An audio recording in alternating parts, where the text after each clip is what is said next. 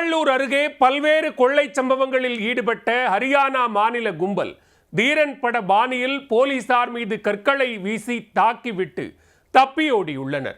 ஹரியானா கும்பலை போலீசார் துப்பாக்கி முனையில் சுற்றி வளைத்தது எப்படி? ஒரு காலத்தில் ஆடு வளர்ப்பு நல்ல தொழிலாக இருந்து வந்தது. ஆனால் தற்போது சொகுசு காரை வாடகைக்கு எடுத்து அதில் மாட்டை திருடிச் செல்வது நல்ல தொழிலாக வளர்ந்து வருகிறது. இதற்காக நாள் கணக்கில் உழைக்க வேண்டிய அவசியமில்லை. சில நாட்கள் ரிஸ்க் எடுத்தால் லட்சங்களில் வருமானம் கிடைக்கும். இப்படி உழைக்காமல் திருடி பிழைக்கும் கும்பலை பிடிக்கத்தான் காவல்துறையினர் வாகன சோதனையில் ஈடுபட்டிருந்தனர். திருவள்ளூர் மாவட்டம் கும்மிடிப்பூண்டி அருகே உள்ள ஈக்குவார்பாளையம் பகுதியில் சோதனையின் போது ஒரு கும்பல் துக்காக பாதிரிவேடு போலீசாரிடம் சிக்கியது.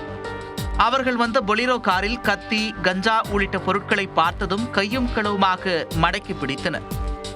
ஏற்கனவே பல திருட்டுகளையும் அடிதடிகளையும் கண்ட அந்த 7 பேர் அடங்கிய கும்பல் போலீசாரை கண்டு சற்றும் பயப்படாமல் கையில் கிடைத்த கற்கள் மற்றும் கட்டைகளை கொண்டு தாக்குதல் நடத்திவிட்டு தப்பி ஓடியிருக்கின்றனர். போலீசார் உடனே அருகிலிருந்த மற்ற காவல் நிலையங்களுக்கும் ஆந்திர மாநில சோதனை சாவடிகளுக்கும் தகவல் கூறி உஷார்படுத்தினர். திரைப்பட பாணியில் அவர்களை விரட்டிச் சென்ற போலீசார் நச்சுப்பாலவாக்கம் கூட்டுச்சாலையில் உள்ள சோதனை சாவடி அருகே துப்பாக்கி முனையில் மடக்கி பிடித்து கைது செய்தனர்.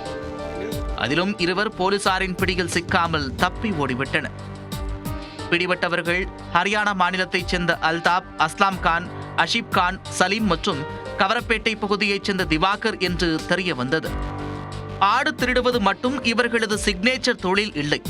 வீடு புகுந்து கொள்ளையடிப்பது, செயின் பறிப்பு, கடத்தல், கஞ்சா விற்பனை என பல்துறை கேடி பில்லாவாக இருந்திருக்கின்றன. பிடிபட்டவர்கள் மேல் 6 பிரிவுகளில் வழக்கு பதிவு செய்து அவர்களை புழல் சிறையில் அடைத்திருக்கின்றனர். தப்பி ஓடிய 2 பேரை வலைவீசி தேடி வருகின்றனர். பிடிபட்டவர்கள் வேறு எங்கெல்லாம் குற்ற செயல்களில் ஈடுபட்டிருக்கின்றனர் என்பது குறித்து தொடர்ந்து போலீசார் விசாரித்து வருகின்றனர்.